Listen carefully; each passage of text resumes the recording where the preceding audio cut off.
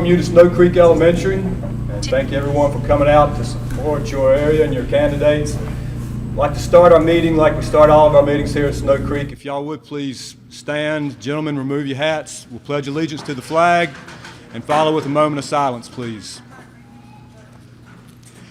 I pledge allegiance to the flag of the United States of America and to the republic for which it stands, one nation, under God, indivisible, with liberty and justice for all.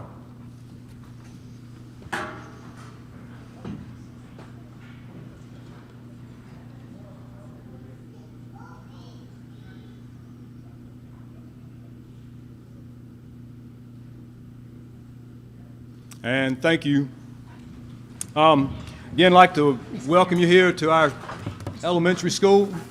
With that being said, I do have to make a couple of statements. One, this forum is not endorsed by Franklin County Public Schools in any way, nor do we promote any candidate over another. This is an educational forum for you, the voter, to educate yourself about your candidates. Please conduct yourselves appropriately and allow each candidate the opportunity to be heard. So thank you for that.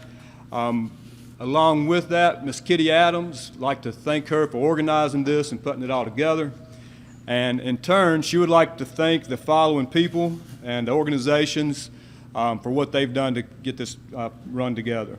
Ms. Annette Law, she helps us run the school here, and she is keeping it open and closed for us today, so make sure you can thank her. Kenny McGuire, he's our head custodian at this point. He'll be helping clean up and straighten everything once you're gone. The Franklin County school system, just for providing the school, the teachers that are here. Just to put a plug in for Snow Creek, twice nationally recognized schools, so just like to do that every chance I can. JT Foley, the Snow Creek Nursery, the fall decorations he's provided here. 4M Farms provided the pumpkins.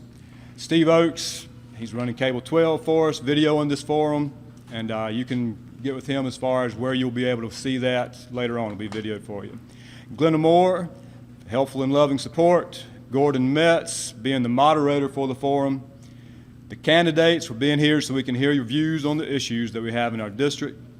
And Kitty says she appreciates all of you and everything you've done to help with this event. So there is that. And with that, I'm going to turn it over to Gordon Metz. Thank you. Thank you, Ms. Saunders. I'd just like to say thank everybody for coming out. I went to school here. Of course, when I was here, I had to run 200 or 300 feet to get to the cafeteria every day to eat, but at the time it wasn't that bad, but things have certainly changed here. I'd like to thank Mr. Grindstaff and his crew, because it's a group effort. You've got one of the best schools in the nation here. You should recognize that. It says something about the neighborhood. To give you some idea of what we've done today is we talked about the way we would do this, and what I'm going to do is as we ask questions, I have 7 or 8 questions, and then I have some others that I can go to, and I try to combine several of your comments and all into questions that were relevant to your subject. So we'll probably start, we'll start on my left with the first question, and the second question, third question, they'll have the first to speak, you know, when you get that, so you'll be the 6th question. So anyway, I think that you need to understand that these 6 individuals stepped out in front of everybody to be judged, and each one of them has their own thoughts, their own way of doing things, so hopefully you won't agree with every one of them, but what you need to understand is that you're practicing in this country something that millions of people have no opportunity to do around the world. You know, we're so blessed to come in here and to have some differences, to do what we need to do and leave here. And that's a right that a lot of people don't have and give their life to try to find. So thank you for being so supportive and coming out to support your neighborhood. We're going to start with questions, and I'll start to my left. And of course, I got my questions upside down. When do we give our opening statement? When do we give our opening statement? You're exactly right. Thank you. That's on my sheet. We're going to have we're going to have to start out with, and I'll start to my left, but we'll have opening statements. There'll be 3 minutes, and each candidate will give their vision on what they want to do and how they want to do and what their plans are. Thank you. Go ahead. Thank you. I just want to thank the folks that are putting this forum on for putting it on, and I'd like to thank you for inviting me to take part in it. It's an important part of the representative republic that we live in. My wife Audrey and I have lived in Sontag for 24 years, and I'm a structural engineer myself, and have a small engineering firm, and that's kind of what we've been doing the past 24 years. In that 24 years, I have truly, genuinely, sincerely been impressed with the people here in Sontag, Snow Creek, True Vine, Sago, and there's other places I don't even know the names of them. They're industrious and resourceful, self-reliant, and they're great neighbors. You just can't do any better than that. As for myself, let me introduce you to me. First of all, I'm a Christian. I'm a sinner, but I'm not lost. I'm saved by the grace of God through the death and the resurrection of His Son, Jesus Christ. And that is what drives, that's the center point that I operate from. That's my worldview, as we say these days. I'm also a conservative, and you say, well, conservative means a lot of things to a lot of people, so let me define that. A true conservative believes that there is a definable, absolute truth in the world. It's unchanging, it never changes, and it comes from God Almighty. A conservative also believes in a strict adherence by all our governmental forms, our boards of supervisors, our school boards, our state delegates, our state senators, and representatives and senators, and on up the line. We all take the same oath. We all basically take an oath to suspend and defend the Constitution. For a board of supervisor or a supervisor, that means the Virginia Constitution and the federal Constitution. As far as myself, I'm basically a problem solver. That's what engineers do. That's our gig. I'm also. Time's up. Thank you. Okay. I failed to say, one of the things is Miss Kitty's right here, and she'll hold up a sign that says 15 seconds till it's over. That's a sign. And the other one is that one, and she has a pistol, but I asked her not to use that. Look, okay. Larry, would you like to go next? Thank you, everybody, for coming today. Thank the school and Gordon and Kitty for all your efforts, and the school for opening it up. Thank you, Annette, for opening the school for us. My name is Larry Linkus. I'm 68 years old. I'm a retired independent trucker. I spent 43 years traveling this country.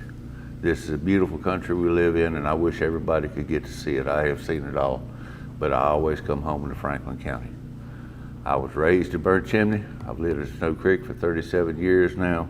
I love this country, this county, and my community.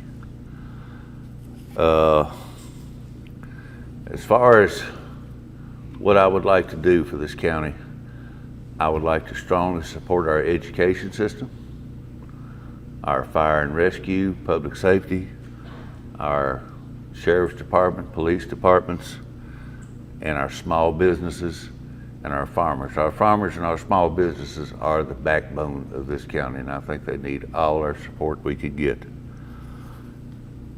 I do not believe in wasting tax dollars. I think that everything that comes in front of the board should be looked at very closely. Money spent where it needs to be spent, and wasted money put off to one side. You got to remember that no matter who you elect up here, is only one vote amongst 7. So we can't go in, or whoever you elect can't go in there screaming, I'm gonna change the world. Got to get along with the other 7, but the other 6. But still, when it comes to this community, you've got to stand your ground. Whoever gets elected has got to stand their ground for this community, for the needs of this community.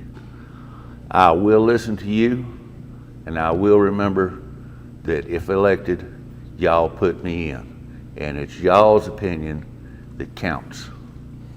I can promise you that I cannot be bought, and I will not be pushed. I will stand my ground for you if elected. Thank you very much.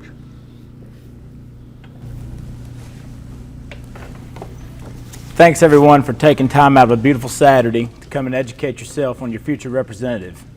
My name is Nick Mitchell, and I'm asking for your vote to represent you on the Franklin County Board of Supervisors. My roots run deep in the Snow Creek District. For my 32 years, I've never lived anywhere else. My father's family made a living raising tobacco and cattle right here in Snow Creek. My grandfather, Howard Mitchell, was born and died in the same house not 3 miles from where we stand.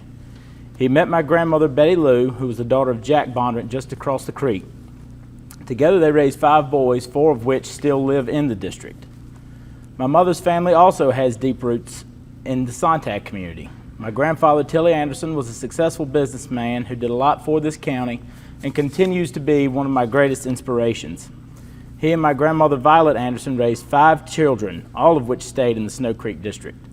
My entire family is vested in this community. Even your principal of Snow Creek Elementary, Ken Grindstaff, is my first cousin. My interest in the success and well-being of this community is genuine, honest, and well documented.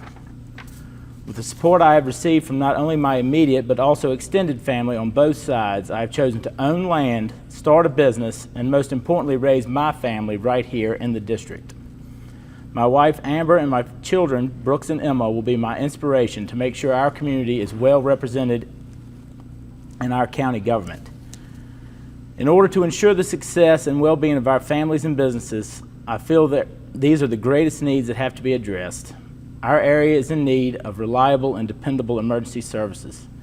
Snow Creek has been left to fend for itself for too long, but with the aging of our population and our remote location, the need for county support is greater now more than ever. Another factor that endangers Snow Creek is communication. Not only is the cell service terrible, but our landlines are deplorable. It is not acceptable to pay CenturyLink for a service that cannot even be used when it rains. The last issue I want to address in my opening remarks is protecting farmers. From your breakfast this morning to the clothes on your back and to some your livelihoods, you have needed a farmer.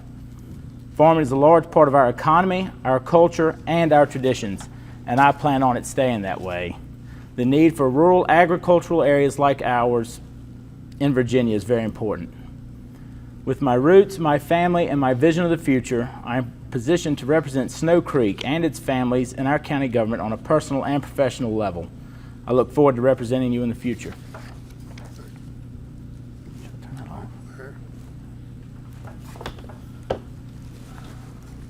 Good afternoon. My name is Larry Moore. I'm a third-generation individual from the Snow Creek District. My grandfather owned a farm between Sago and Vashtar. He lost that farm when he got to be an old person to pay for medical bills. My father grew up in the Sago area and was a sharecropper for the first 15 years of my life. We grew tobacco on the Muse farm right there in the Sago area. After we stopped growing tobacco, I had an opportunity to work at Lane Furniture, J.P. Stevenson, Stanley Furniture, Bassett Furniture, and Nationwide Homes. After graduating from high school, I was fortunate to be the first one in my family to attend college and went to Virginia State University. There I met my lovely wife, who's in the audience today, and 2 of my 3 sons are here also. Now, I went to college and went through the ROTC program and got commissioned as a second lieutenant upon graduating from college. Went in the military where I spent 25 years and retired as a lieutenant colonel. As soon as I retired, I found my way back to Franklin County, and I currently live in the Snow Creek District. I have 4 brothers and 1 sister, and 3 of us are currently still living in the Snow Creek District. Let me see, what else can I tell you about myself that might be of some interest to you today? After I retired from the military, I came back and went to work for the school system. I'm sure that some of you, I probably taught your kids finance while I was teaching in the school system. And I retired from the school system as a building administrator on the West Campus, which teaches technical skills to young people in school. And in the military, we had one philosophy about most of the missions that we accomplished, which was mission, personnel, and me. And in my endeavors in Franklin County, if I'm fortunate enough to become your Board of Supervisor, I will keep that in mind.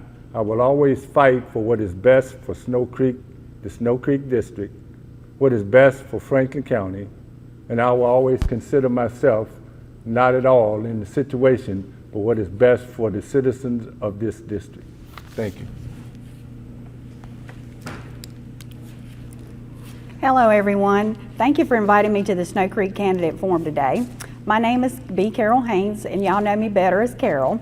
My home is in the Snow Creek District for almost 20 years. I've been married to a law enforcement officer for 33, and I've raised 2 children here in the county. My son just recently graduated from high school, and my daughter has graduated and now lives in Lexington. I'm from a middle-class, hardworking family. My parents, Larry and Ann Stewart, were for over 40 years in the furniture and textile industry. I was raised in the Samville area of Henry County and graduated from Bassett High School. After graduating, I attended Patrick Henry Community College, and then I attended Dabney Lancaster, as well as receiving my bachelor's from Averett University and my master's from Virginia Tech. I worked my way through college while raising a family and holding a full-time job. I began working at the age of 15 at Eagles 5 and Dime in Collinsville, and I have experience in the sales and credit department at Bassett main office. That education there prepared me for the rest of my life. I worked for Henry County Schools and for Franklin County Schools for a brief period of time. I am now the unit coordinator and been the unit coordinator and worked for Virginia Cooperative Extension for 19 years. I have worked with everybody from educational to government to individuals to family to youth, farmers, everybody. I partnered and networked with school systems, communities, law enforcement, you name it. I've been there. Whatever you can call out, I've pretty much done. My latest project has been the competitive exhibits for the Franklin County Agricultural Fair. I have organized the exhibit since the return in 2014. I'm proud to say the Snow Creek District is the home to the Agricultural Fair, and I'm also currently working on the local food guide production publication for the county. I would like to first state that I support the agricultural community in the Franklin County area. I support the youth who are our next generation. I support the agricultural programs in the school through 4-H, FFA, and other organizations that foster agricultural development. I am committed to supporting our school system. I have heard firsthand the problems and the concerns. We must work together. These are big problems and we need to work together. I will continue to support our law enforcement, fire, EMS personnel and their families. Families under a great deal of stress right now. We know what everybody deals with and we all have pressure, so I do support the families. I will support efforts to further our workforce in the community through technical education and higher ed. I support our local business in our community and county. I support all efforts to increase connectivity and internet service to all Snow Creek citizens. This is a must. It's no longer just a want. This is a must. I believe it's important to continue to support the men and women in our Parks and Recreation Department who work continuously for our citizens. I'm advocating for greater use of the parks through additional swimming areas and recreational activities. I support cleaner communities through better options and trash removal. And also, thank you.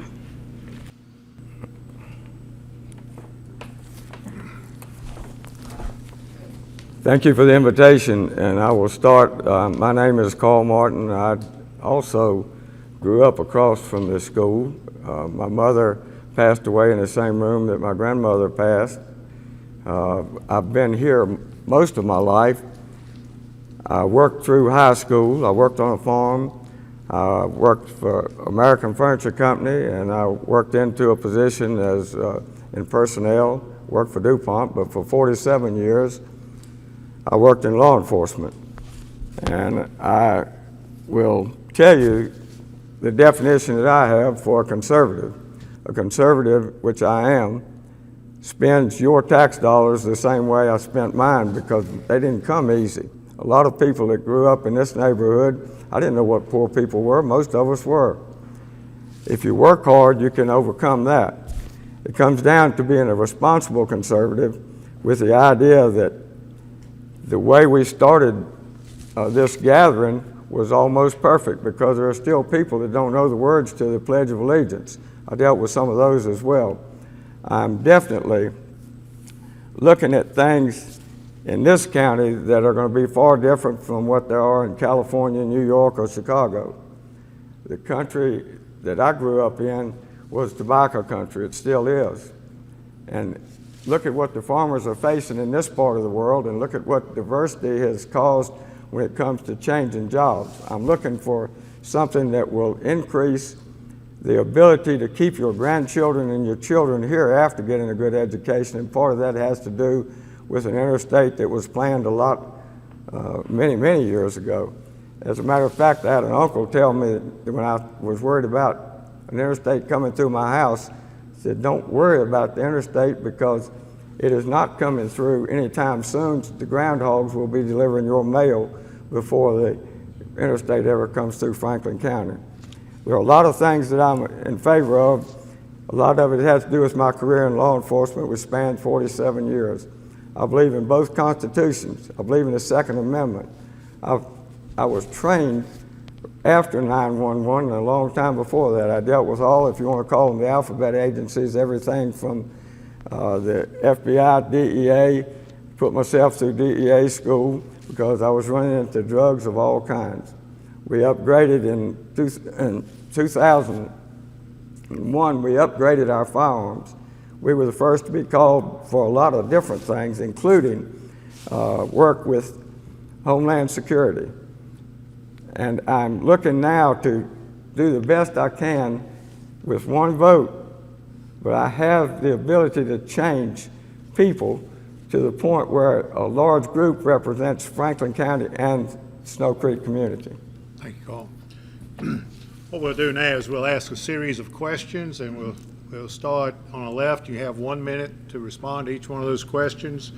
If you think you need more in the end, you have 2 minutes in the end if you need to come back and take your time for that. And we'll start on my left with the first question, which is a good one. Snow Creek Fire Department, what do you think about the idea a few years ago? I understand we're going to put bunks in, supposed to staff it, and to update it so we have a 24-hour rescue and fire department. What's your thoughts? I believe that Turn it off from switch it right there.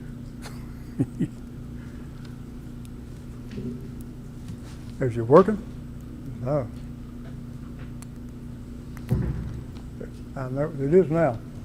I believe that all of the equipment, anything that's given to a rescue squad or a fire department needs to be done from the standpoint of equity of function. If one needs a pumper, then all the fire departments need a pumper. If one rescue squad needs a specialized certified person, then they all need a specialized certified person. There shouldn't be any difference as you go from one department, one rescue squad, and one locality to another.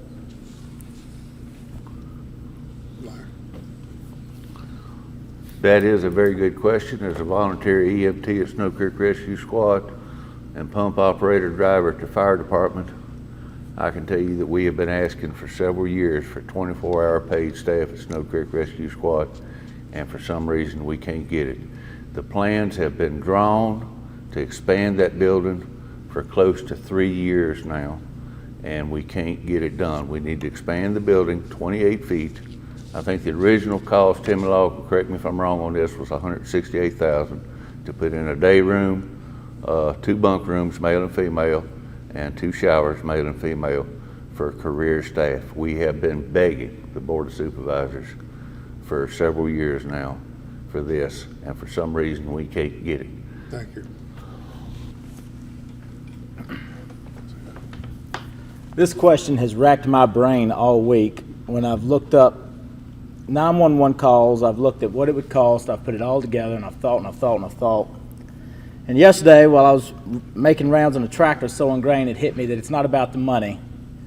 It's about the people. And when you talk to people like Joyce Ingram, who had a terrible incident when her husband had a stroke, or you talk to the Law family, who's devoted a large part of their lives to it, no matter the cost, they deserve to have what they're asking for fulfilled. And it would cost a lot of money, but I think I'm not for raising taxes, but I think we could go through the budget and squeeze it out somewhere. And I think the people of Snow Creek deserve it. And I don't know if that question for the fire department, maybe it'll go back to the rescue squad in a different question, but I think that goes for both. Thank you. Larry? I've sat on the rescue squad board in Rocky Mount for the past 20 years, and I know that we have a crisis in this county when it comes to rescue squads, because we cannot find volunteers anymore to run calls. All of the rescue squads in the county now are in desperate need of volunteers to run calls. We know that the first 10 minutes, if you go into cardiac arrest, you got 10 minutes in order to get some help, or then it's irreversible. So yes, we need to put in those bunks so that we can have people that can monitor 24 hours a day, because we're an older community now. It's just us old people here, and we're going to need some help. Sooner or later, you're going to need that help.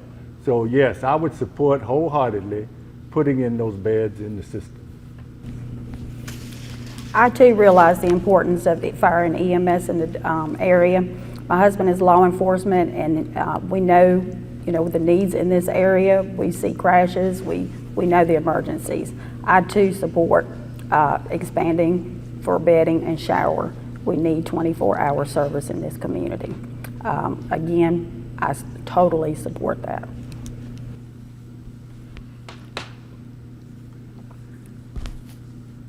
I believe that there is equity available to all of the rescue squads, and it just needs a little work. If people think they're neglected in this part of the county, they're the farthest away from the central location just off of Route 40.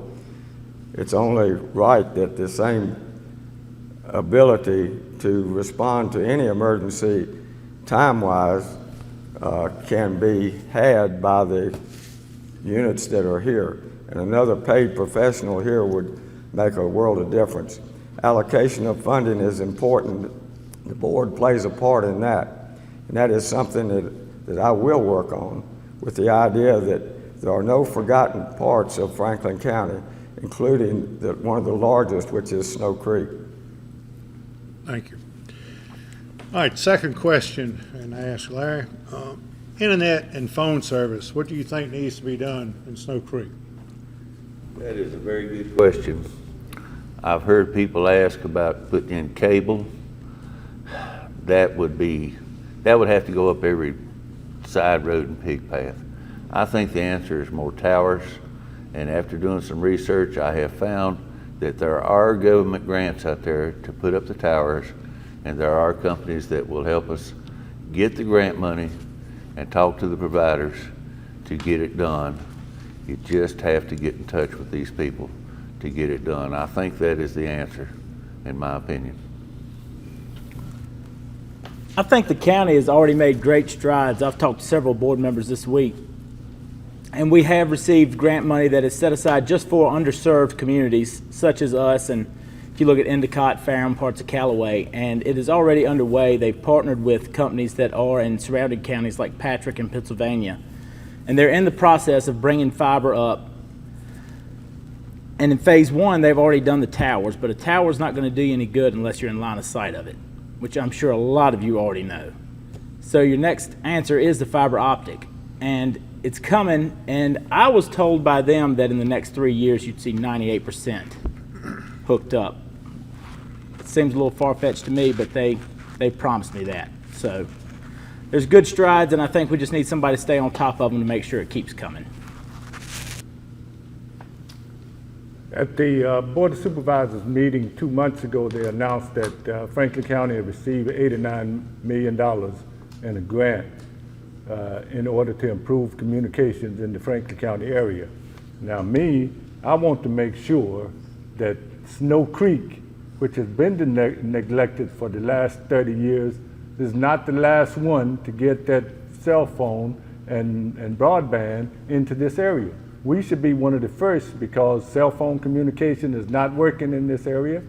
Broadband is not working in this area.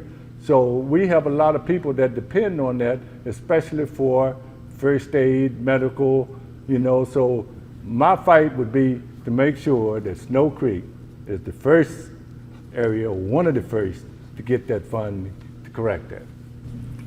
After attending the Board of Supervisor meeting the other night, I also want to report that West Piedmont Planning District is helping with the grant oversight, and River Street is on target for our area. I also have talked to the Chantel people.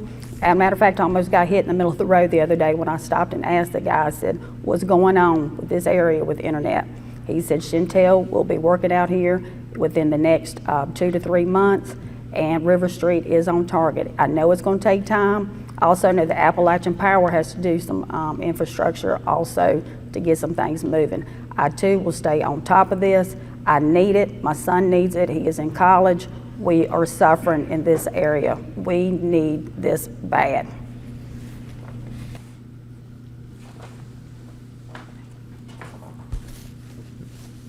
This school needs it badly.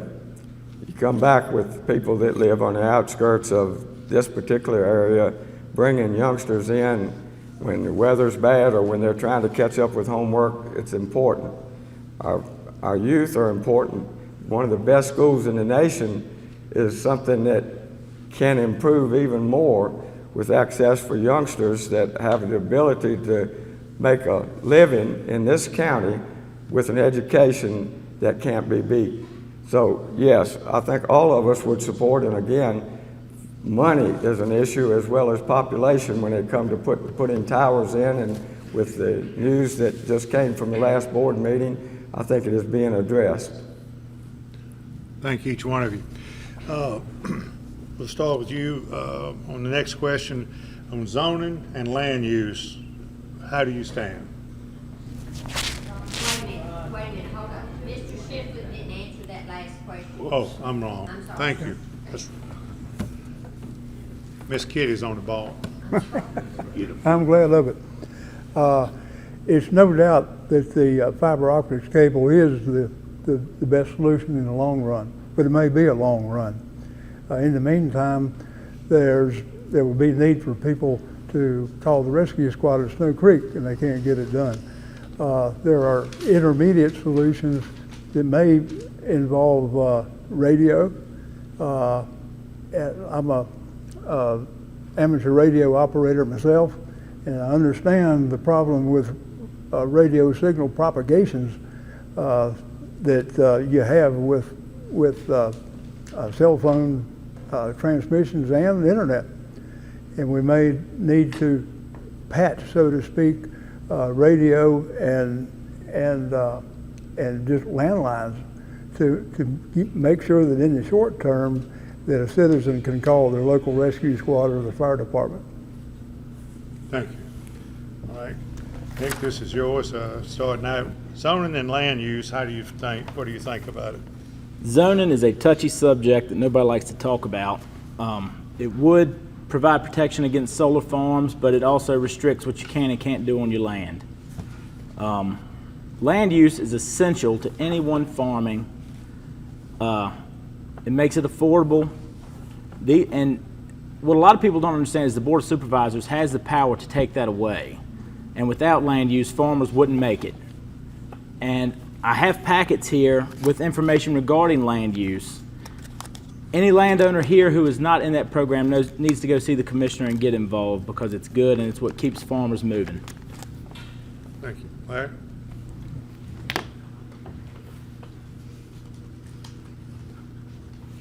I don't have a problem with land use. I think it's good for the farmers. As far as zoning is concerned, I think the problems that we're having now with solar panels coming into the area, and if any of you have been down to Climax and see all of those solar panels that they put in down there on the highway. To me, it's an eyesore. And they say that in the area where those solar panels are, the regular temperature is about 5 degrees higher. So somebody would have to explain a lot to me about the impact of that 5 degrees on the human population before I would consider anything dealing with solar panels. And I also support land use. I think that is vital for our area, for our farmers. Again, I support that. As far as zoning goes, we don't have that in this area. That would help with the solar farm issue. I do realize that. Since we don't have zoning, that could be something, could be considered down the road, would have to be put up for a vote. I am supporting agriculture in our community. Again, I want you all to know that we need to be good stewards of our land.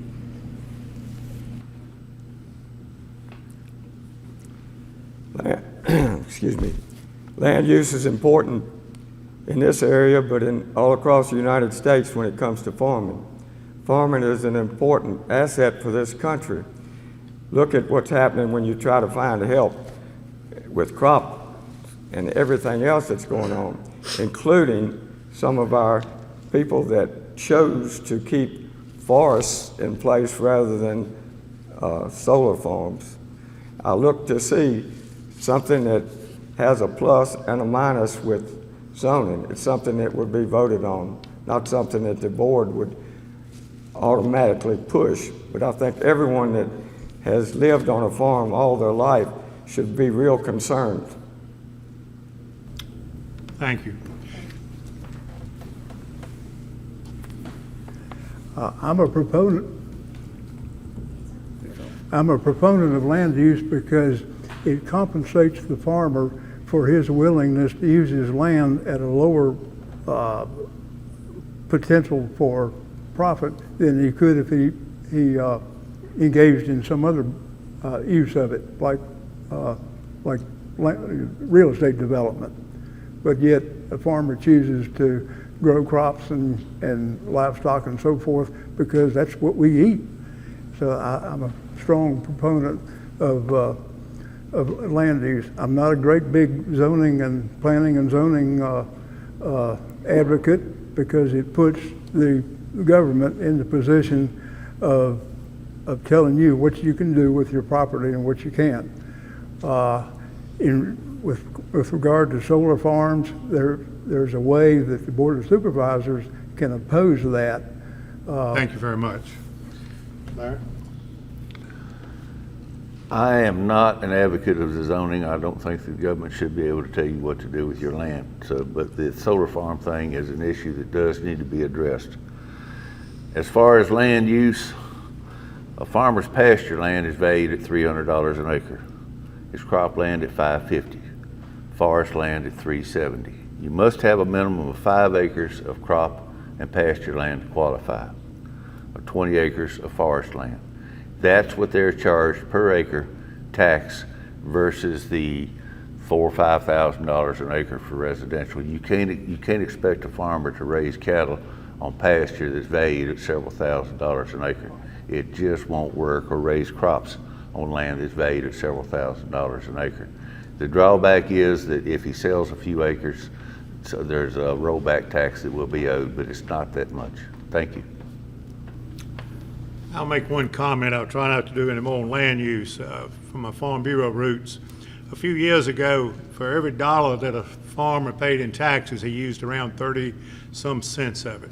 For every dollar that industry used, he used around 80 cents of it. For every dollar that homeowners had, it was $1.20 to $1.30. So the farmer is not using fire, rescue squad, police, and those facilities as much as homeowners. So those of you that don't have farms, you need to understand that's the reason. Thank you. All right, next question, and that goes to Larry. Goes to Carol. No, Carol, right? no, me. No, I think Larry was my next one, yeah. We've already answered this, but I'm going to ask it anyway because it's on my list. Solar farms, what do you think about them? I'll just repeat what I said earlier, that, I drove through Climax down there, and they have just probably about 500 or 600 acres of solar panels.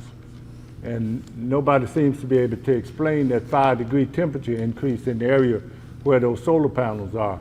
And I thought it was a very big eyesore driving through that area, seeing all those solar panels out there. So personally, there's a lot of explanation that would have to take place before I would even consider allowing solar farms to go in anywhere. And then probably the only place I would even consider it would be somewhere back in the mountains where nobody could see it. I would not personally like to look out my door and see a solar farm. Again, I'm for the agriculture in the area. I think we need to increase some of the educational programs for the younger generation to continue it. I think we need to be good stewards of our land, and I'm also for stricter stipulations for the site agreements for the zoning for that. So again, I am not a personal favorite or in favor of the solar farms. I think there's a lot of work that needs to be done with government in general when it comes to solar farms. A lot of the ones that I'm familiar with are in Henry County. If you look over next to Axton, there's a large one there. The people that live close by are not very happy, except for the people that are either leasing or using the land for X number of years. There is something to be said about what you do with your own property, but I think there should be more regulation. The solar panels that I would agree with would be those that you would mount on top of your own residence if you choose. You would get some benefit out of that because from what I understand, these large farms don't produce electricity to save on your power bill. It goes out of state.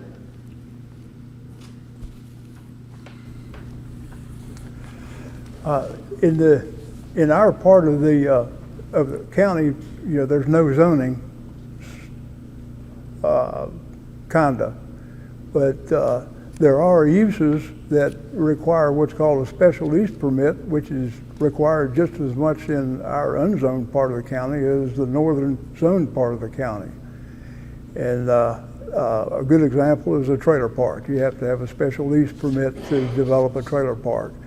The Board of Supervisors could formulate legislation or ordinance that would require a special use permit for a solar farm, and attached to that real stringent restrictions and constraints on for example, what happens when the solar farm quits producing? Does the people just get up and leave the stuff, or are they responsible to bring it down? So forth like that. Again, I don't like the solar farms. They are an eyesore. And I do understand the need in this country, though, for better ways to manufacture electricity, but I don't think the solar farms are the answer. And also in the areas where those solar farms are, the county and VDOT has had to upgrade roadways.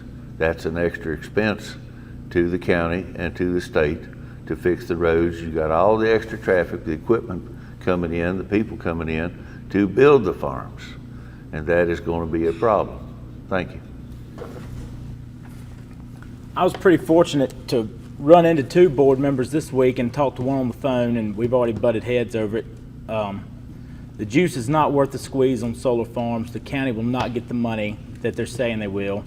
And you can sign all the contracts you want, but 25 years from now when that thing is done, who's to say what they're going to do with it and what's going to happen? The land is ruined, it's baked, it's compacted, you can't raise anything on it. It's going to wind up in your landfill, and it's going to wind up costing you money. It's just not good. Not good for the farmers, tying up land for future farmers. It's already hard enough to rent land, and we don't need that making it worse. Next question, Carol. Industrial parks, do you think they're working? And if so, what do you? If not, what do we need to do, and how do we need to approach industrial parks in the county?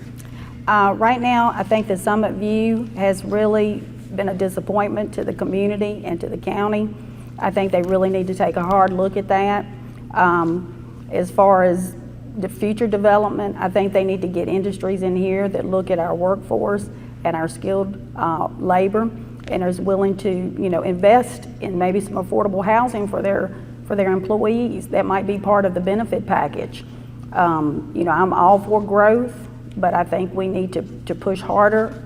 I think our economic development department is working hard, but I think we need to reach out and continue pressing forward. You know, again, I am not real happy with the Summit View.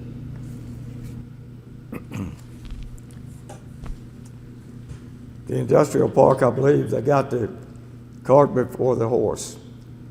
The idea of having jobs to come into the area, we have everything in Franklin County that anyone could ask for, including the mountains and the water, the lakes.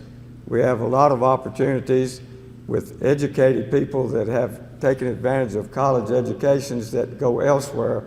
That can be eliminated if you can move the goods. We're looking at the possibility of an interstate coming through. Look how quickly North Carolina got theirs in. We need somebody that will fight in Northern Virginia, Tidewater, and especially in Richmond to get it done, get 73 done. That will bring the CEOs in with the jobs that pay for the education that our youngsters got.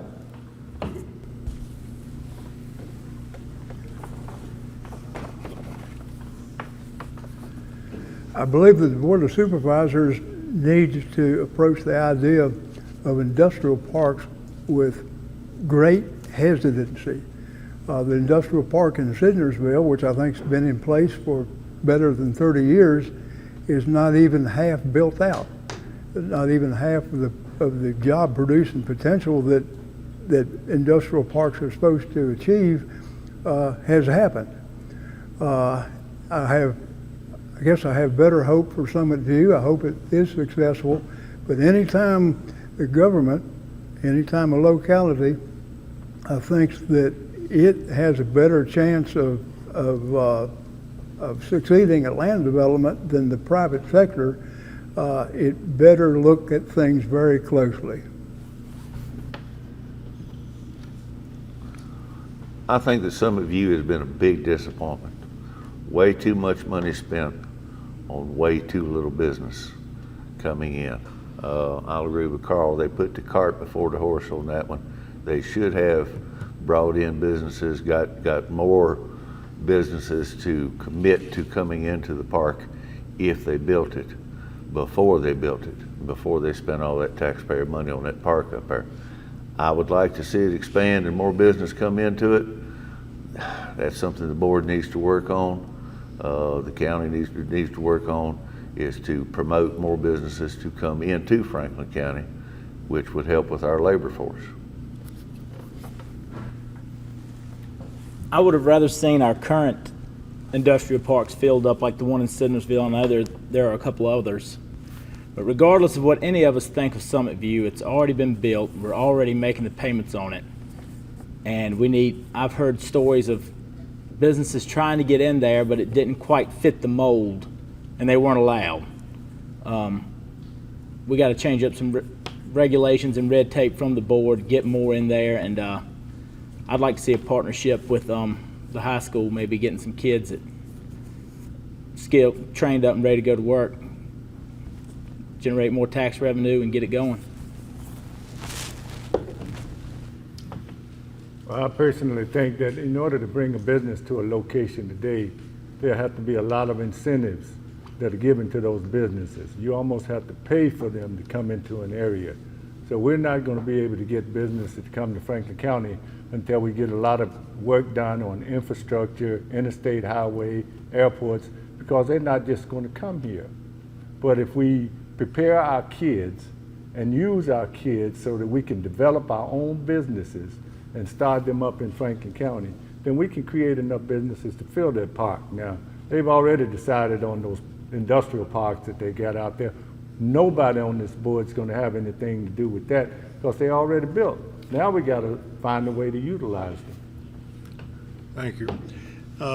Carl, the next question, are you willing to work with and do you know of a way that you would work with those supervisors to benefit Snow Creek? Yes, is the easiest answer, but the answer is that a coalition always works better than an individual. You have to work with other people. I don't believe necessarily compromise, but you have to work with them until you can come up with a viable solution to everything from financing to getting things done in every section of the county, not just some that are in north, south, east, or west, all, but Snow Creek is one that has the ability, as the first thing that came out was with the school system. The school system is producing people at a young age that can do great things for the county.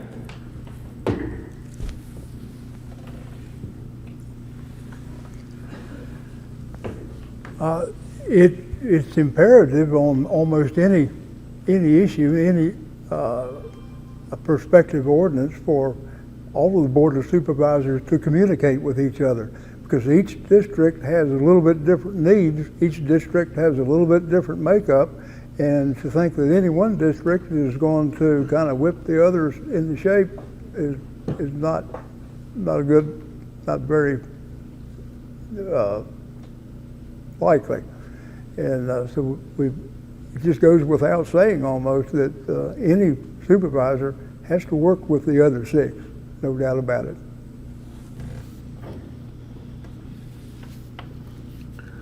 I would hope that I would be able to get along with the other supervisors fine, and I would strive to do so. It might at times be a touchy subject. It might. I'm sure we're not always going to agree. I'm sure you can't get 7 people to agree on it, everything, every situation, every time. You just can't do it. But I would work with the other supervisors to represent all of Franklin County, but I would represent my district first. And if I had to stand my ground with them to get something for this district, then I guess I would just have to do it. Thank you. I know 4 of the current board members personally myself, and I've always enjoyed negotiating and trying to get things done. And it's really important to know that there's not a pot of money for Snow Creek, there's not a pot of money for Blackwater, there's not a pot of money for Rocky Mount. It's all one deal. And we have to negotiate everything, whether it's in our district or anybody else's, we have to work through it together. So I believe I would be really good and I could bring that to the table to work together with others and get things pushed through for our district. Democracy is about compromise, and no one person will be able to convince everybody on everything that they want. But I think that, if you can present your case well enough, because the old saying that a rising tide raises all ships, and if, as I said earlier, where I will vote will depend on first what's best for Snow Creek and what's best for Franklin County. And I think I'll be able to do that with the Board of Supervisors that are currently on the board and get something accomplished for this area. I have a good working relationship with the county and with the Board of Supervisors. I'm boots on the ground. I know what's going on in the community, what's going on in the county. I listen before I speak, and I take things in and weigh the options. And again, I'm for Snow Creek. I think we've been left out on several things, and I'm pushing to get some money and some support down here in this area. Thank you. Next question, this might be better for the school board, but I'm sure people want to know your feelings on it. Your view on the current school system's school choice and the clarity. Can you clarify what you think that is for school choice in the current school system? Yeah.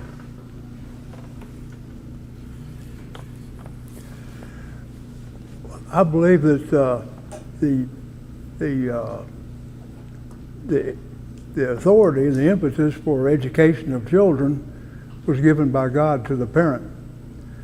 That parent then should have the alternative to either homeschool, should have the alternative to go to send their kids to private schools, send their kids to public schools.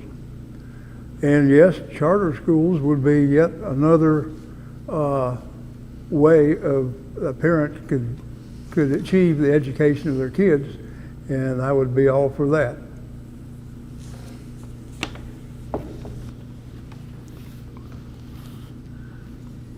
I believe that the parents do have the right to choose where their children go to school and should keep up very closely with their education and who's teaching them and who's making the rules. If you want to homeschool them, that's up to you. If you want to send them to private school, that's up to you. If you want to send them to public school, okay, send them to public school, but make sure you keep up with what's going on in the school system and support the school system as much as you can, which is what I would do. My wife works for the public schools at the high school, and I have a son who will be starting in public school next year. A parent should have every right to know everything that their child is looking at, but it should not be, the parent needs to put forth the effort to go in and look and find out this information. It's not going to be sent to you, but you should have the right to know anything and everything that your child looks at or is subjected to at any given time.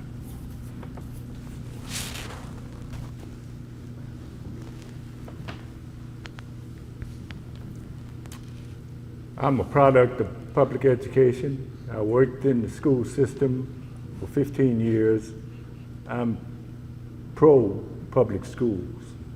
I think that America is the great country it is because we educate all of our youth.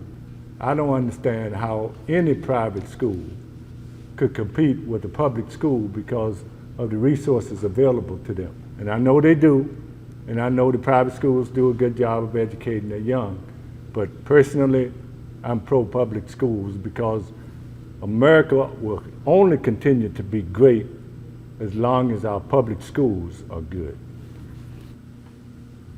I'm a supporter of the parents' choice on how they want to send their children to school or where they want to send their children to school, but I also support public education because, again, I'm a public education graduate, and you know, I support that highly. My children went to public education. I think that we do have students leaving the public education system, and I think we need to find out why and, you know, address that issue. I think that public education is at the top of the list, although with parental recommendations, we leave little right now. Not any stones should be left unturned when it comes to deciding how your children should go to school. Public schools teach youngsters, though, how to live in this world that we live in today. There are certain places, Franklin County doesn't happen to be one of them, where the school systems are so bad that other alternatives have to be looked at, whether it's a charter school, private school. I think one of the concerns that I have is with keeping our teachers. Thank you. In a few minutes, in another few questions, I'm going to ask you what you think is the most important issue you think we can do to help Snow Creek. So that'll come in a couple of questions, but from someone so you have time to think about it, because I think it's a pretty important question. Larry, given the system we have now, do you think the balanced budget is the way we need to do our school, our system and all, the county? I thoroughly believe that the budget needs to be balanced. We don't need to go into a deficit in Franklin County. I believe that the tax dollars are there to provide for the citizens of Franklin County as best they can be provided for without going into debt. Debt is a problem in this country, a serious problem in this country. If our tax dollars are utilized wisely, I thoroughly believe that it's there for the use and can be taken care of. Well, we are already in a pile of debt, paying for that big nice farm we bought out there on 220. And we are all very fortunate to live in a county where we are financially stable. We have a pile of money saved up, which keeps our credit rating good. So if you're borrowing money at a good interest rate, I'm not against borrowing money if it's a good investment for the county. I do believe our county is in good standing financially, and keeping it, I'll always say, whether it's for your house or or the county or whatever, if you're spending more than you're bringing in, it's just not going to work. And that goes for a business, your home, whatever. If you keep it that way, I think it'll stay balanced. Now, when it comes to technical education system in the county, then yes, I would be for borrowing money to build a technical education center in Franklin County, because we need to prepare our kids for jobs that they can work in when they graduate from high school and continue to live here in Franklin County on an income that they can survive on. So I think the whole area, we're not allowed to just not balance our budget every year, and we can't just borrow money. But when it comes to education, yes, we should prepare our kids so that they can create, start, work, build jobs for the future, and we do that through technical education. I am for trying to balance our budget. I think we need to look at where we're spending our money. I think we need to prioritize some of our, our objectives and some of our projects. I think that's a big thing for the county. We are economically right now in good shape. The last board meeting, the expenditures are down. So I think financially, Franklin County is doing a good job. I think we need to continue that. And again, I do know that we have to spend some money to make some money, and I'm also supporting the career technical education. All high school graduates are not college bound. The idea of technical education is working well. It can be expanded.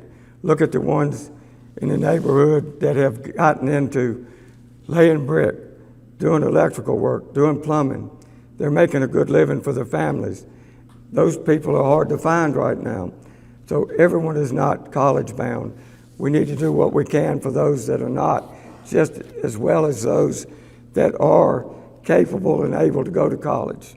So yes, I support, rather than an industrial park, I would have preferred to see what we're doing with the education center adjacent to the high school to train people for good paying jobs with a high school education.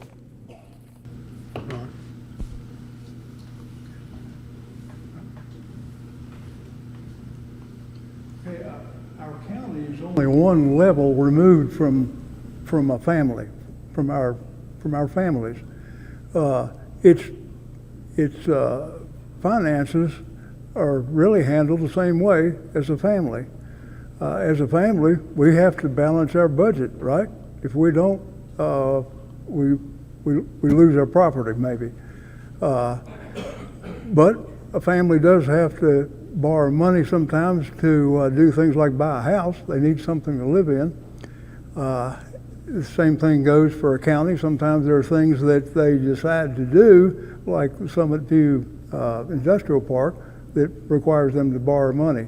But as long as that has a way of being paid back with the family, as long as it has a way of being paid back by the county for Summit View, if those payments are included in that budget that is for every year, then it has to be balanced.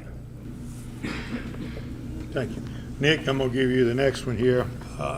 And I'd like to give them 2 minutes because it's a pretty important question, so you can, if you need the time, you've got it. If you don't, since we're ahead of schedule. What is the most important issue do you think that you can help in Snow Creek? Number one, I know that the fire and rescue deal is a huge issue, and that's more based in the Snow Creek community because I've been to Fork Mountain and I've met there, and it actually took me by surprise. I was not aware they had a full-time force in Fork Mountain, 2 people at all times.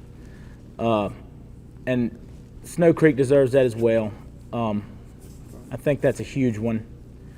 I'm not saying it can be done in the blink of an eye, but I think we can shake the budget tree pretty hard and look and find that money somewhere. Secondly, since COVID happened, it's messed up everything. You have people that are working from home. You had kids that were trying to go to school from home. All these things, and they need internet. And I do believe that it's coming, and it's going to take some time.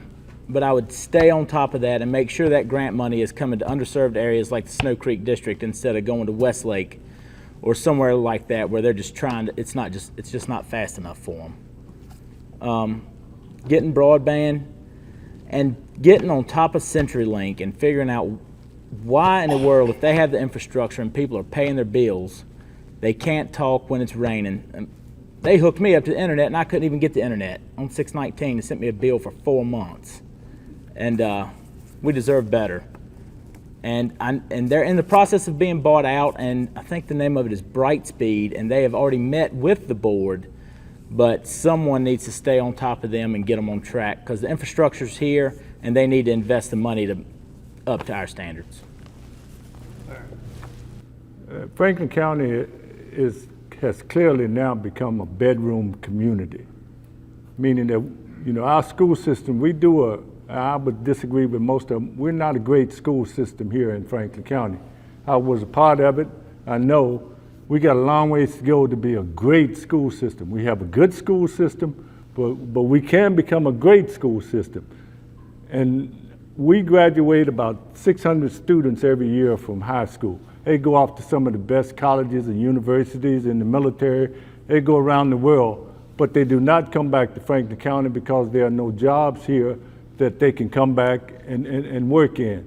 So what we got to do is start using those great minds before they leave Franklin County to come up with ideas, use our business people that are retired in this area, use our farmers out here on ideas that we can create businesses before they leave so that when they go off to these universities and colleges, they can come back here and start up those businesses. Yes, I would say that in that same issue though, that I agree. Our rescue squads need to be able to respond anywhere in the county within about 10 minutes or earlier or sooner, because that first 10 minutes that a person goes into a crisis situation, that's the most important time, and there's just us old people that need that primarily. The number one issue when I have been out talking to everybody in this community has been internet. They need internet. It's not a want, it's a must. We have to have that in order for our businesses to grow, for our children to excel, for our homes to function correctly in this day and age.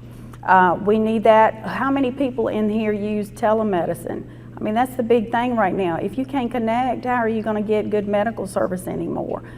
Gas is expensive. We need that. We have kids that have to go to other areas of the county to even connect to the internet. This is not a want, this is a must. This is the first priority along with the fire and EMS in this area. That is a liability when you don't have good services. It affects your home value. That's one of the things that people with young families look at. Is there internet in this area? Do they have basic services in this area? How do we support that? We need to continue to stay on that, and I am determined to do that. We have some issues with trash disposal in this area. I've talked to people in the neighborhood. That is another concern. Again, I'm for career and technical education. If we don't have a good workforce and a good skilled set of youth, then we're hurting. Our area is in need of these things. We are very capable of doing that. And again, I think the Board of Supervisors want to address these issues, and I want to be a part of the solution. Internet, cell phone service, EMS service, other things that can be improved upon. The Board of Supervisors will have again with unity, will help solve some of these problems, but some of the things we need to look at involve Richmond or even Washington. But the interstate system is something that would make our grandchildren, I have 5 of them now, only one of them is living even in Virginia. They're in North Carolina and South Carolina. They college, and they found jobs that paid better. Well, that is a shame when we look at what our schools are doing to encourage higher education, but not doing to make the county grow. How many people in the audience today are farmers that have raised their children? I grew up on a farm. I didn't own a farm. But I can tell you that farming, if you look at how many dairy farms in this county are going by the wayside and land being developed in some of the prettiest country in the world. We're looking at farming to feed our children, our grandchildren, our great-grandchildren. Where's the food going to come from if all the farmers are not looked after? I think one of the things that came up in the discussion already is land use. Farmers deserve it. They come back if you're going to continue farming. How many young people are in the audience today that will continue farming without another job? It's something that we all need to look at. But before we look at that, look at the educational end. How many of you have grandchildren or children that have gone into a job somewhere else?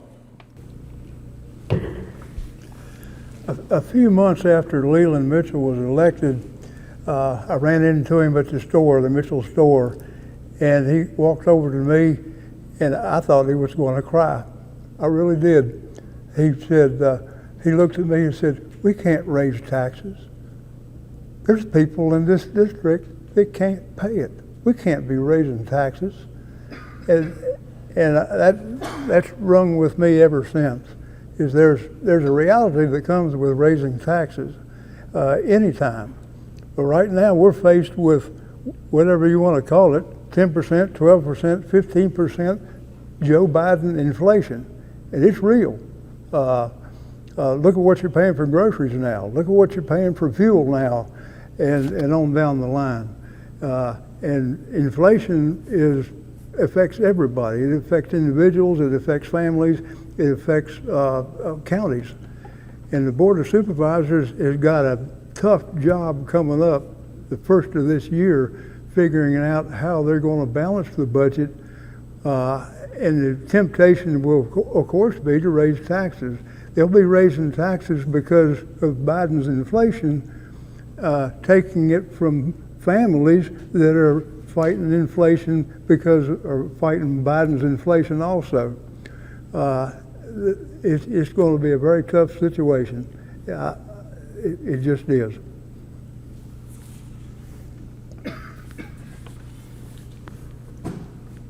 Cell and internet service is a big thing to the people in this area. This forgotten area of Snow Creek, Sago, and Truvine, we have been forgotten about too long, way too long, and we need to be brought up to standards.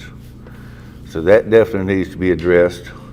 The garbage problem needs to be addressed. We were given keys to compactors at the Rescue Squad Fire Department several years ago. I think 3 years ago, I made copies of those keys, and the compactor hadn't been put in yet. I don't know what happened to that deal. But my biggest thing, because I see it and I live it as a volunteer EMT at the Rescue Squad, we only have just a handful of volunteers at the Rescue Squad these days. We can't seem, it's the amount of training that it takes. And at the fire department, we have a pretty good crew at the fire department. We can usually get a piece of equipment out of the building in just a few minutes and get en route to the fire department. But it is not fair. It is not fair for the biggest part of the rest of the county to have EMS and an ambulance show up at their houses in 5, 10, 15 minutes.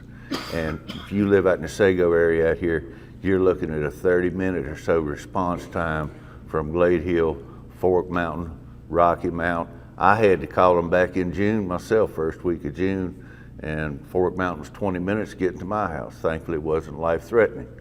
It is just not fair to the citizens of this area to have to wait that long for an ambulance for a response. Some situations a lot of health situations, seconds count. Seconds count. And they say they don't have the money. You can't put a price on the people's lives in this area. Thank you. All right. Larry, you'll be next. On taxes. Do you want to go back down to 1 minute or stay at 1 minute, yeah. I just thought that was a pretty broad question and I needed a little more time on it. Taxes. Do you think that the taxes we have are appropriate? And if it had to be raised, would you support personal property, real estate, or sales tax? Well, first of all, I think that taxes go up for everybody in this county every 2 years, whether we like it or not.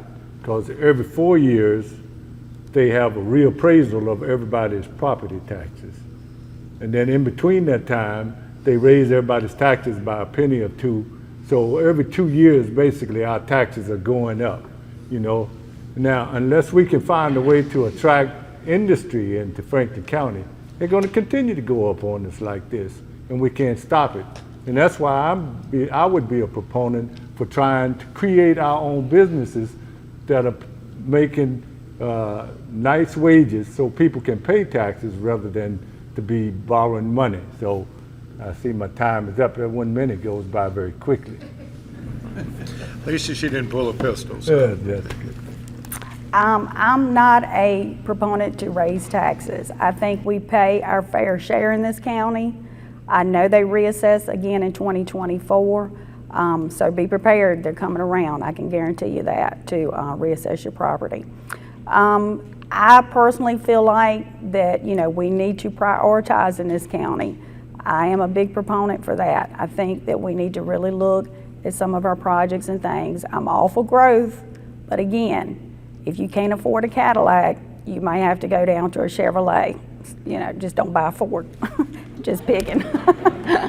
But just make sure that we're good stewards of our money. You know, we don't have a pocketbook full, you know, money doesn't grow on trees. So we need to be aware of where our money's going, and we want some bang for our buck.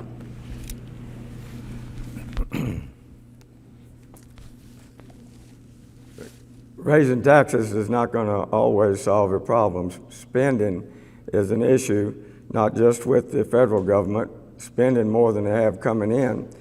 Families can't do that, and we shouldn't. It doesn't matter if your neighbor bought a new truck or a new car. If you can afford it, go for it, and you pay the tax. I'm not in favor of seeing any of the taxes go up. One of the fairest taxes is a sales tax. The more you buy, the more you pay, although it affects the lower income people more than those that are making an average wage. There is a solution to it, and a lot of it has to do with pay as you go. The Board of Supervisors has an issue that they can help solve some of these problems.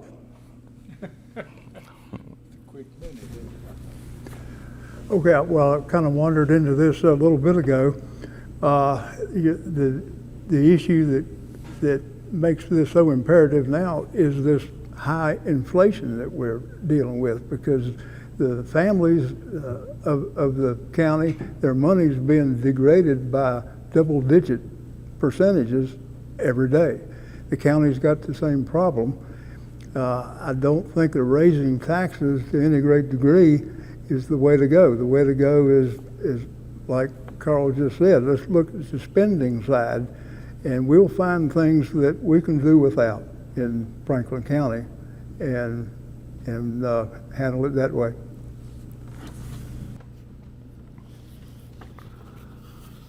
I don't think we should raise the tax rate.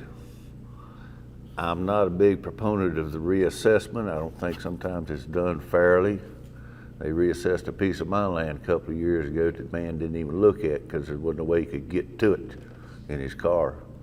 And one thing that people haven't looked at, a lot of people don't realize and haven't looked at, every time retail price goes up, sales tax goes up.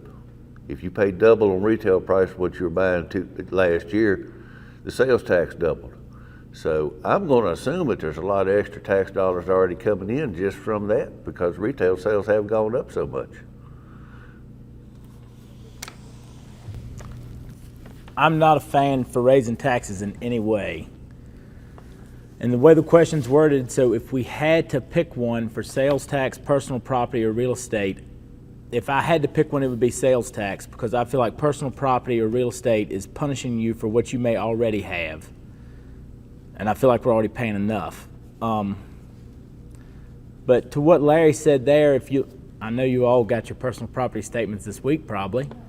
If you look on your assessments and everything, depending on what it is, it went up a whole lot. And the county did provide some relief. I think it was 22% relief on that. But there should be a lot of extra revenue in these times of inflation where everything has went so high. There is extra revenue, and hopefully we would be able to use that and not raise any taxes. Carol, certain regions of the county have been designated as a poultry area, which means that certain areas, if a poultry company came in, have been designated by the previous Board of Supervisors to put poultry in those areas under certain restrictions. And do you support that if you're a supervisor? I lived in Highland County for a brief period of time. There were a lot of turkey houses up there. I am for agricultural. I think if it is regulated and, you know, they get the correct permits, I have no problem with that. You know, again, if you've been around a turkey house, you know what it smells like. So you can pick and choose a lot of things, but if you want to continue with agriculture, you've got to expand. And again, if they get the correct permits and they are following regulations, I am okay with that. Regulation for any type of industry is something that the board would have a vote on. I'm for expanding agriculture in any way that we can, but again, with some rules and regulations in place that would not interfere with small landowners like I am and other people too that can't always choose who your neighbor is going to be. And that is something that should be considered important to all of us, but regulation is important. I'm not familiar with what's involved in a poultry area, but all livestock growing operations produce the same types of things. Some of them not all that desirable, and I don't know why one particular type of livestock would be picked out as being having special designation over another.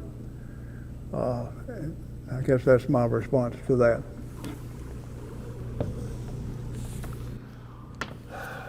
Having been in the trucking industry for so many years and hauling food products, I've been around a lot of poultry houses, and they do smell bad. So I would have to say that the area would have to be picked very closely so that it would not bother the other citizens with the smell. And also with a poultry house, there is a health issue. Poultry droppings have a fungus on them called histoplasma. If you breathe it in, if the wind blows the dust to you, you breathe it in, it attaches to your lungs. You'll think you had a real bad chest cold. It's called histoplasmosis, but it leaves permanent scar tissue on your lungs. So I'm concerned about the health issue of the poultry house. One of the major things that keeps any young farmer from trying to get started is obtaining land and really the money to start up. A poultry house, you could put one on just a couple acres, and it would be a great way for any young farmer to get started. Or it goes perfectly hand in hand if you're raising crops, hay, cattle. The manure they produce is great fertilizer, and I don't know how many farmers are here that bought fertilizer this past year, but it was very painful and cut into your bottom line. And I think a poultry house would be a great way for any young farmer who wanted to get started, and it would be a huge asset to our local farms already, providing chicken poultry litter.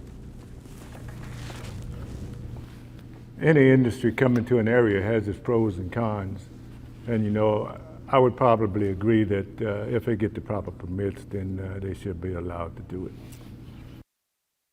Thank you. I'm going to make a comment, and we're going to, about a minute or two, we'll get your closing statements. So if you want to prepare for anything or have a moment to do it. I'd like to, while we're getting our thoughts together, I'd like to say thank you again to everybody for coming out and supporting this. Shows what a great community you are. One of these individuals is going to represent you.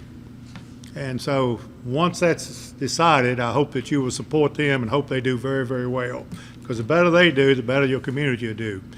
If you have differences, every one of them up here has expressed their thoughts about listening to you and doing what they can. If they don't agree with you, you need to get a better presentation for them. That's the way this democracy works.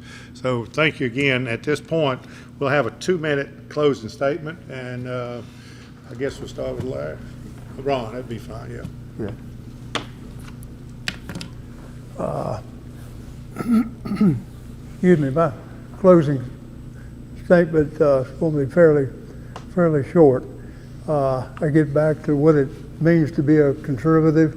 I think everything that the Board of Supervisors does needs to be strictly constitutional, and it's easy to deviate away from that as the demands from your constituents come. Sometimes you'll deviate from what's really constitutional. This is endemic on the federal level, not so much at the county level. The other thing I would like to leave with you is that if I'm elected the supervisor, my responsibility in a representative republic is to represent you. And I never have understood how that could happen without the supervisor or the senator, or congressman, whatever, having regularly scheduled meetings to meet with his constituency so that he knows how to represent them. So that's what I would do, is I would designate certain times that I would be at certain places and meet, and the people of the district would come and let me know what's bothering them, or let me know what's being done right. That's what I commit to. Thank you again, everybody, for coming today and listening to us. And as Gordon said, one of us is going to represent you. And I hope and pray that whoever you choose, whichever one of us it is, can manage in some way to improve the lives of every citizen of Franklin County and this district, keep you safe, make you prosperous,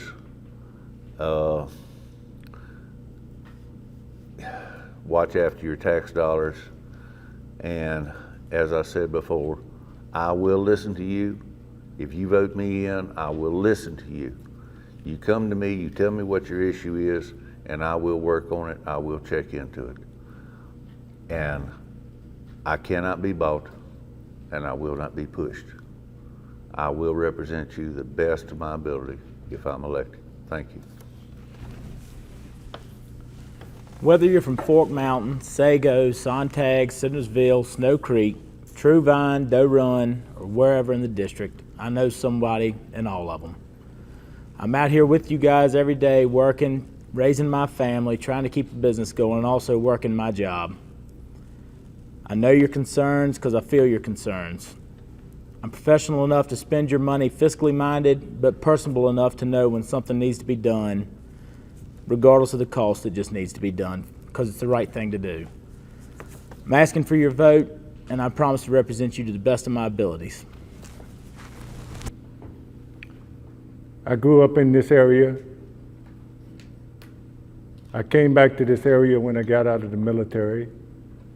I ran a business in the St. Louis area. It was a $565 million business a year. I was selected as the Small Business Manager of the Year. My business won the best business in the St. Louis area for the 3 years that I was there. I'll manage your money like I manage my own money. I can't say that same thing about my wife, but I'll manage your money like I manage my money, and I do the best that I can to pay my bills every month. And I know what it's like to live from paycheck to paycheck. I know what it's been like to live on a salary that I can afford to save and invest money. So I will treat your money like my own. I will work to make Franklin County a growing community. I will work to make this a safer, more productive, better operated community than it has been in the past. And I promise you, I'll never spend your money in a way that you should not feel that it would be convenient or satisfactory. And I'd like to say thank you also for inviting us. And Kitty, thank you so much for the time and effort that everybody's put into this. First of all, I want to say I hear you and I hear your concerns, and I'm working for the Snow Creek District citizens. We have the most beautiful part of the county right here in Snow Creek. You know, I have worked with families of all ages. I have worked with all organizations. I believe that every family and every individual is important. I've been out knocking on doors. I've sat down in living rooms. I've talked to people. I've met the most beautiful dogs in this area, y'all. I just want to say that I am here for the right reasons. I am here for Snow Creek. I want to work for this area. This area is going to grow. We have the most talented workforce. We have lots of small businesses in this area. We have to support each other, y'all. The only way to get things done is to work together. I'm committed to doing that. I have done that, and I will continue to do that. Thank you. I took some notes earlier and things that matter to me. Number one on the list is common sense. I think all of us could use a class in it maybe at times, but I think you either have it or you don't, and a lot of times you learn it at home. Being a Christian is important.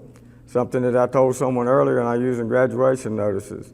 Yesterday's history, tomorrow's a mystery, today's a gift from God. That's the reason we're here today, because it's a gift. We're still here. Integrity, including election integrity, is important. An oath. If I take an oath, I lived up to mine. A handshake used to be worth something. You could borrow money with a handshake. Things have changed. My signature is worth a whole lot. If I sign it, it's because I believe in it. Both constitutions are important, the one for the state and the one from 200 years ago. They all still mean something. The Second Amendment rights. The reason that we are not speaking another language right now is because of this country is being armed, and it's important that you stay that way. If you're entitled to own a gun, then I would recommend everyone go through the training and own one. Fair taxes, hard work. I supervised 22 counties at one time with law enforcement experience that I was responsible for. I know how to get things done. Service to the Snow Creek District and to Franklin County as a public servant. That name has gone away. If you accept the job as a Board of Supervisors member or any other job in government, you're supposed to be working for everyone in this room, not just for yourself. So if I'm elected, you can count on me being just that, a public servant working for you, not a politician. I'm a long ways from being one. Thank you. Let's give everybody a big hand.